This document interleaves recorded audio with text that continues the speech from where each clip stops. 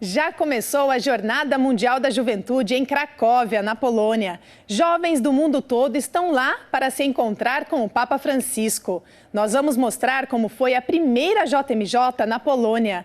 O evento aconteceu no início da década de 90 e foi com o Papa João Paulo II. Tem livro com entrevista exclusiva do Papa Francisco sobre futebol. E vamos falar também sobre a febre do Pokémon GO, que já chegou em Roma. E o Vaticano publica novas regras para as religiosas de clausura. E o Papa pede que os mosteiros não recrutem freiras estrangeiras apenas para evitar o fechamento do local.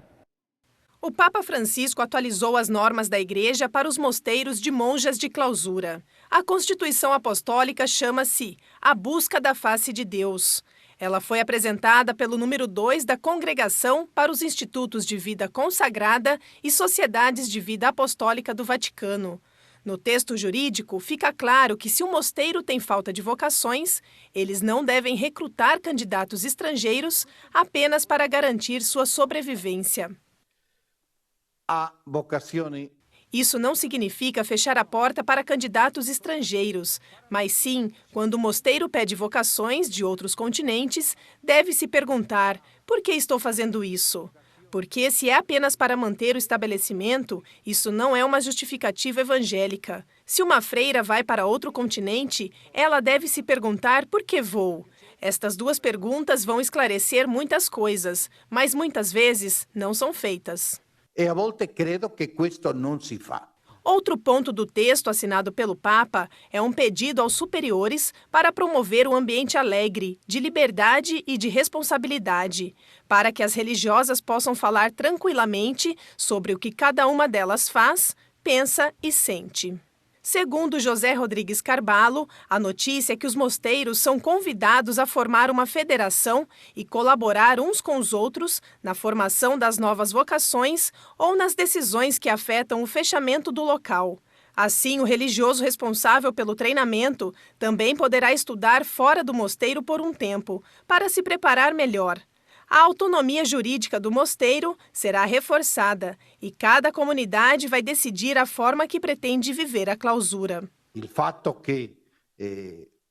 O fato de que cada mosteiro deve refletir sobre como querem viver a clausura é uma grande responsabilidade para o mosteiro e um gesto de grande confiança. As novas regras já estão em vigor e o Vaticano pede que cada mosteiro atualize suas próprias regras com base nesta nova lei. Existem hoje no mundo 43.500 monjas de clausura. Mais da metade delas vive na Europa, Espanha e Itália.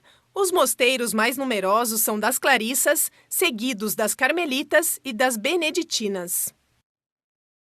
Em uma entrevista, o Papa Francisco fala sobre futebol, compara o esporte com a vida e afirma que jogar em equipe ajuda a afastar o egoísmo. Pela primeira vez, o Papa Francisco deu uma entrevista exclusiva para falar sobre o esporte favorito dele, o futebol. Ele fez isso no último livro intitulado Futebol com Alma, escrito pelo ex-embaixador da Colômbia junto à Santa Sé. Nele, o Papa revela algumas curiosidades, como as da Guarda Suíça, que sempre mantém o Papa informado sobre os resultados dos jogos de futebol. Embora ele esteja a milhares de milhas de distância do seu país de origem, o pontífice não deixa de ver o seu time do coração, San Lorenzo.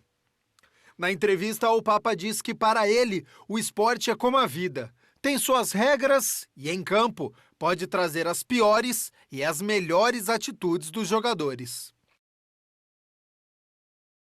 Sem dúvida, o caminho para chegar mais perto de Deus deve ser posto à prova. Você deve colocar todas essas virtudes em um jogo de futebol, testando a paciência, a perseverança, a fé, a caridade e saber como ganhar e como perder. Assim, os caminhos que levam a Deus são as maneiras que também levam a um bom jogo de futebol. O Papa sublinhou em entrevista que a importância do esporte é o que cria um encontro casual entre ricos e pobres, e crentes de diferentes religiões. Todos eles devem colocar suas diferenças de lado, a fim de alcançar um denominador comum, marcar um gol. O livro Futebol com Alma repete o que o Papa disse antes, que o futebol é um medicamento perfeito contra o individualismo. E este esporte é importante porque ensina a jogar em equipe. O esporte ajuda a evitar o egoísmo. Papa Francisco não é o único que dá entrevista para este livro. César Maurício Velasquez também entrevistou outros 7 atletas importantes, como Alfredo Di Stéfano, Javier Zanetti e Andrés Escobar. Na verdade, Velasquez foi capaz de falar com o zagueiro colombiano algumas horas antes dele ser morto, depois de marcar um gol que custou a eliminação do time na Copa do Mundo de 1994. Eu gostaria de salientar que estas 7 pessoas tinham 3 coisas em comum. Primeiro, eles lutaram pelo que queriam e sofreram ao longo do caminho. Em segundo lugar, eles trabalharam muito e tiveram muitas falhas e erros.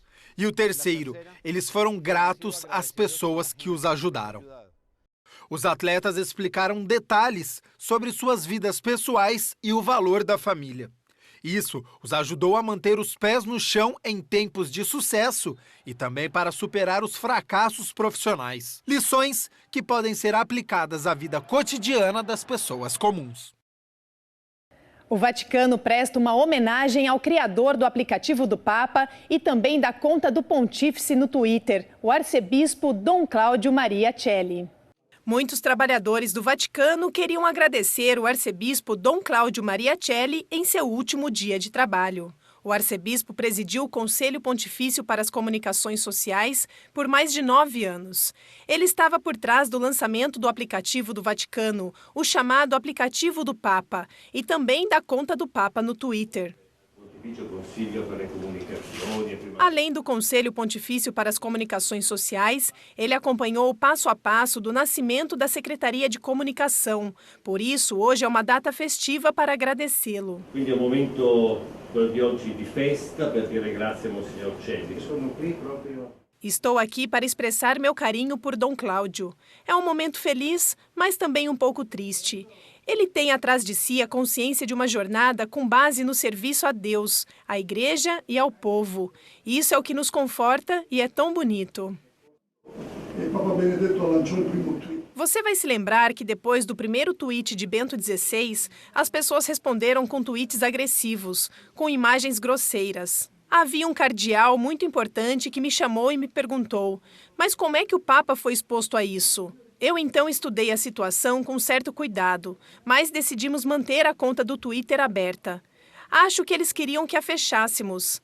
Agora podemos ver que tipo de presença do Papa tem no Twitter, o seu papel, o seu valor comunicativo. Que ruolo gioca, que significato gioca em campo comunicativo.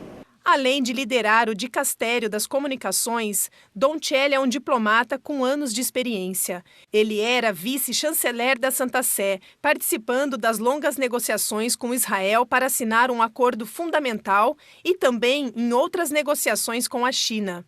É precisamente nessas áreas delicadas da política internacional que ele vai continuar a trabalhar com a Santa Sé.